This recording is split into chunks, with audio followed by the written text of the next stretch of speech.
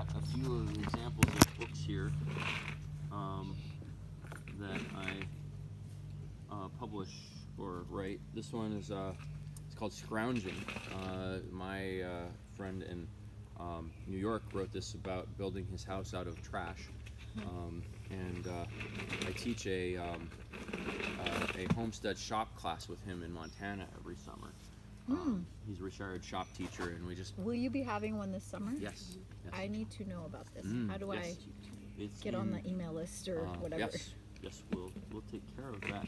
So I have a friend in Montana. I've never been there either, and so that's where I'm going this summer. And this one, I'm finding excuses to travel. The Cobb Builder's Handbook by Becky B is one of the classics. It's just hand drawings of all the details of how to build stuff out of stone and clay and sand and straw. Are you raising your hand because you need something? No. Okay. Well, if you do, just, you just say, hey, Mud. Because I talk and I don't pay attention so much sometimes. But this is a really great book. This is the Treehouse in Winter. This is one of Sunray's buildings. That's this fantastic timber frame. Which Home Depot do you think he got those out of? Actually, what he got those out of was an 11,000 acre forest fire in northern New Mexico. Just walking through and finding cool stuff and cutting it, taking it. Do you live in the Cobb house? I live in a double-wide trailer that has been completely surrounded by cob and trees and stuff. That it was expedient. Cob. I'll show you that in just a minute. And this is a book that I publish from a friend in Wales.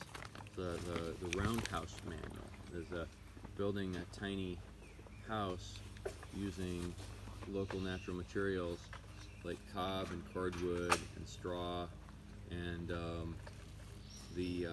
it's the round design means you can do these fantastic things with a spiral out of the middle of it. There's a name for that type of... The roundhouse. The roofing. The reciprocal roof. Reciprocal, that's it, yeah. Yes. So, my friend Sunray likes to say we go shopping in God's hardware store. So when you need a doorknob, instead of going into town and buying a doorknob, so maybe it takes you the afternoon and maybe it takes you $20 to buy a doorknob, plus it took you the time to earn the money to get the doorknob and pay the taxes on the doorknob and pay the taxes on the money that you bought the doorknob with. Or you can spend the afternoon hiking around in God's hardware store, and maybe you might find one of these. And a little pair of pruners gets you your doorknob. And so maybe it took you an afternoon, period. Okay, or maybe you had to pay for the pair of pruners too, but doorknob. Beautiful.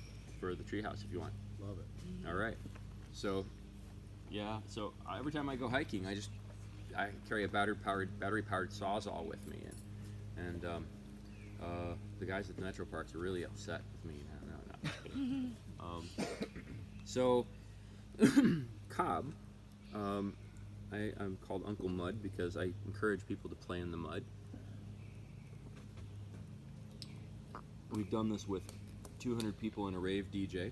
We've done this with just a couple of kids. We've done all sorts of fun stuff with mud. Mud wrestling? We did actually, yes. In Tennessee, we had a group that was trying to get their house plastered, so they invited all their neighbors over for a picnic, and there was mud wrestling. Oh, thank you.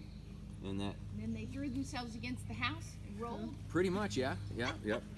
Good way Unfortunately, to do it. the people from Short Mountain Distillery brought what they said was dandelion wine, but it was closer to moonshine, so people got pretty wild. But Here you go, Chris, some more naked house building. we made a slip and slide where we took a 40-foot billboard tarp and covered it with mud and slide down the hill into the big pool of mud at the bottom. We got everybody to help mix up the clay that way. So our ancestors, pretty much everywhere our ancestors are from, there was some form of building with mud because, well, trees were very often worth more than people.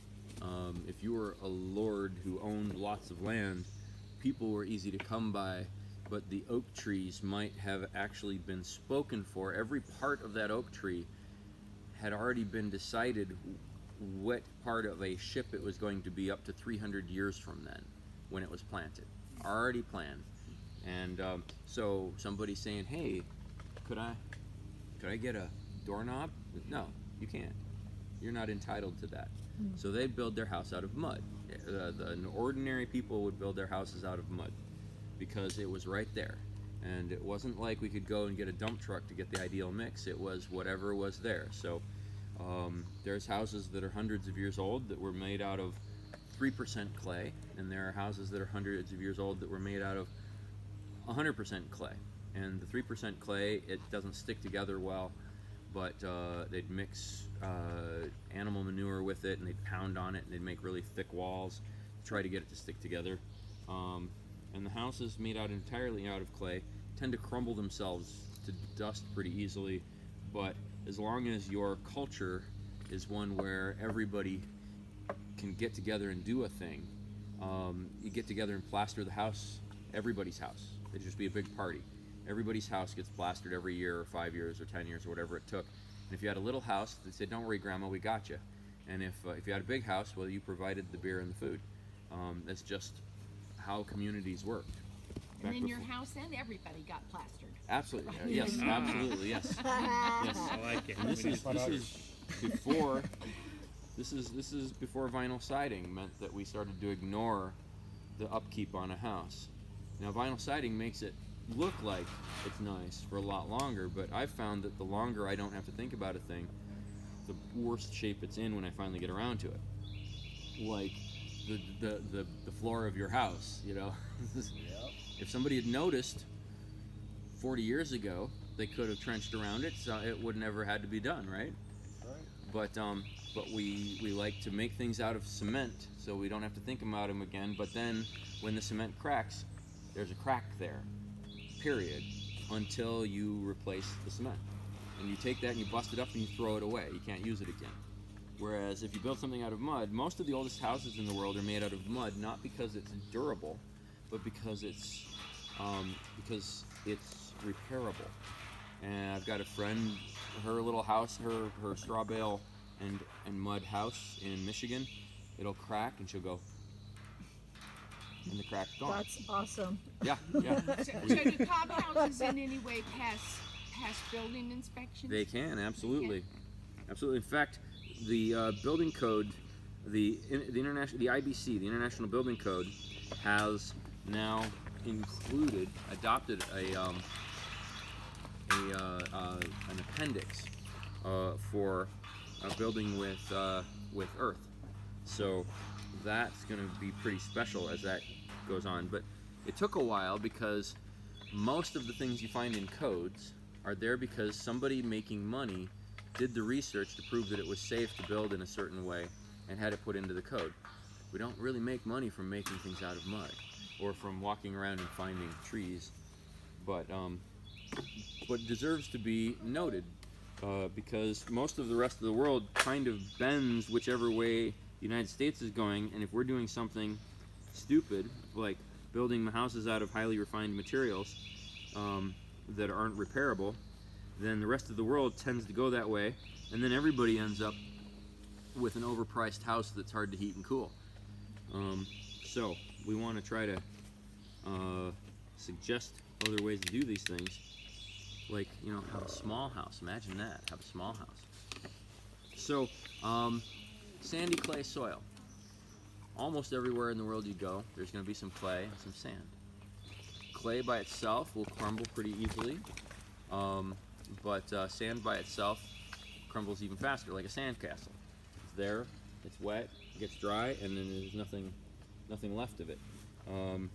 But I can mix sand and clay and straw, and I can make something that will last hundreds of years.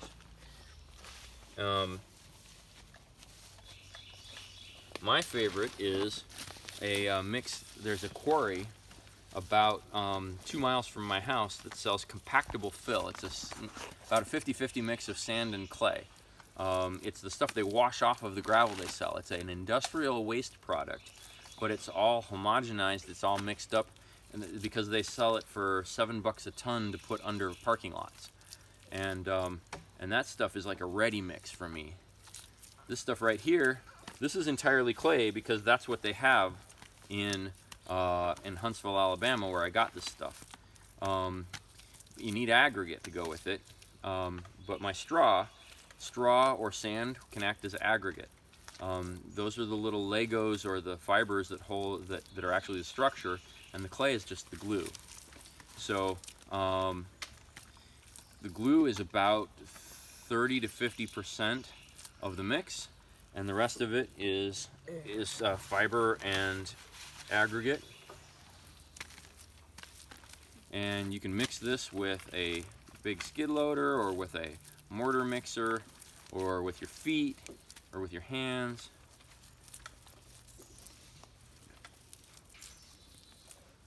And the most fun though is to get people together and do it as a group.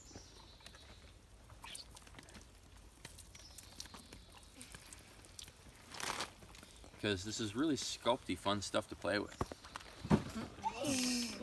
So you said